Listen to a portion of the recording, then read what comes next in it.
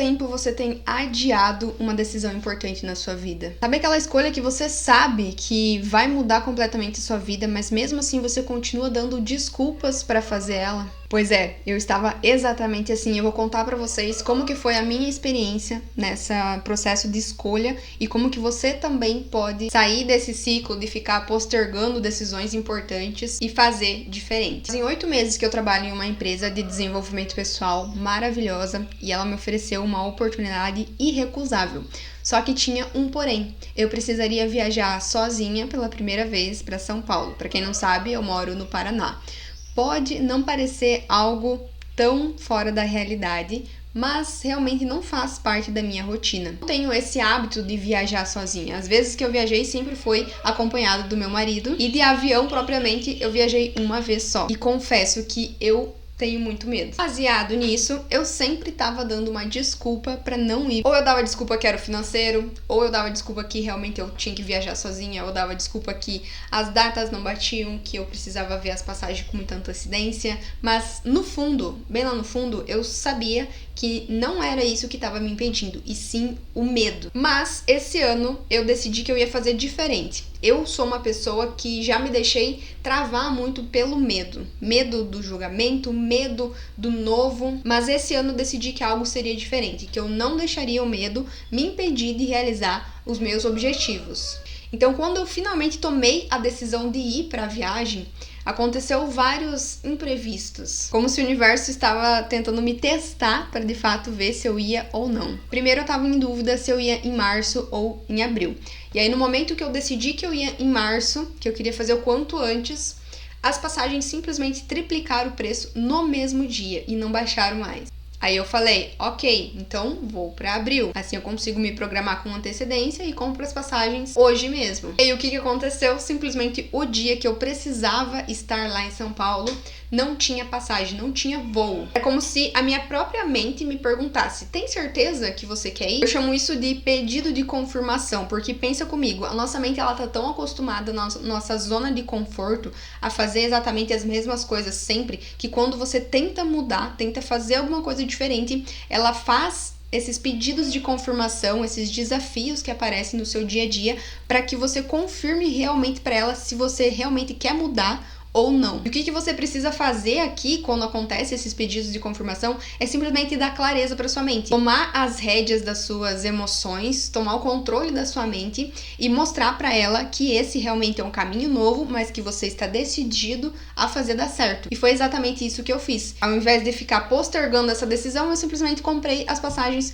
para um dia antes da minha viagem. Então, se no primeiro desafio, no primeiro obstáculo que aparece na sua vida, você logo desiste, você tá afirmando pra sua mente que não era exatamente aquilo que você queria. Mas se você continuar, se você dar clareza pra sua mente e buscar outras possibilidades, as coisas vão se reorganizar para que tudo aconteça da melhor forma. E isso que aconteceu comigo, acontece com todo mundo. O nosso cérebro, ele tem uma pequena parte chamada amígdala, que é responsável por identificar ameaças no nosso dia a dia. E pra amígdala, qualquer coisa que foge da sua zona de conforto, qualquer coisa que foge do que você já é acostumado a fazer, é identificado como uma ameaça. Então, quando você tenta mudar, a sua mente ela vai disparar esse medo, porque você está fazendo alguma coisa que não é habituado a fazer. Isso faz com que você não consiga pensar de forma racional e invente qualquer desculpa para você não agir. Nosso cérebro, a nossa mente, ela tenta a todo custo tentar nos proteger. Só que às vezes essa proteção acaba nos auto-sabotando, porque aí a gente nunca sai dessa zona de conforto. Por outro lado, isso é muito importante para que a gente consiga sempre identificar questões de ameaça de vida ou morte, por exemplo. Se você passa por uma ponte, você fica com um friozinho na barriga, você vê a possibilidade que aquilo ali é de fato um perigo. Então a gente tem que tomar muito cuidado para não deixar a nossa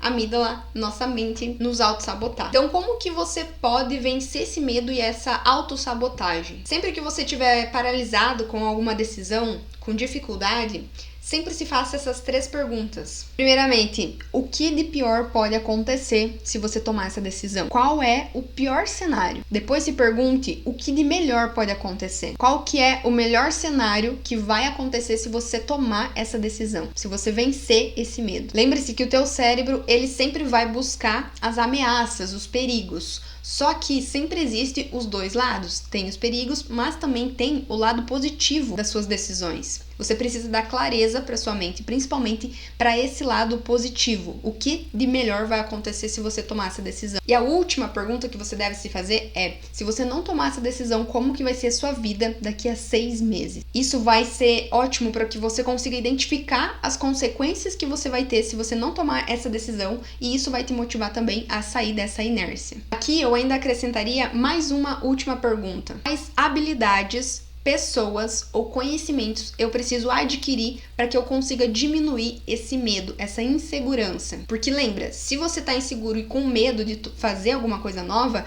significa que você não tem domínio sobre aquilo. Então você precisa conhecer pessoas, adquirir habilidades ou conhecimentos que vão te ajudar a ter mais confiança e, consequentemente, o teu medo vai diminuir. Então, a partir de hoje, leva o medo como o teu melhor amigo.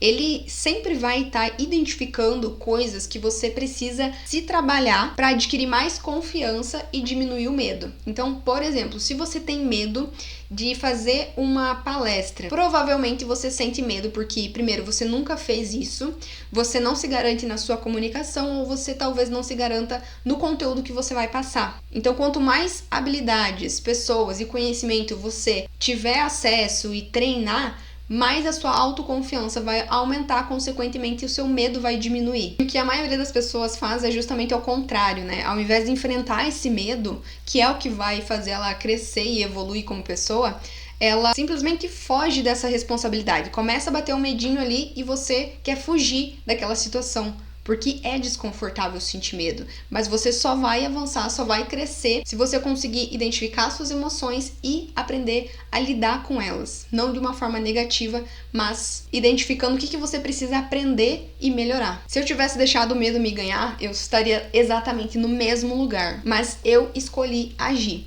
E se você quer escolher agir também, aplica essas práticas que eu te mostrei aqui e me conta qual a decisão importante você está procrastinando tomar hoje.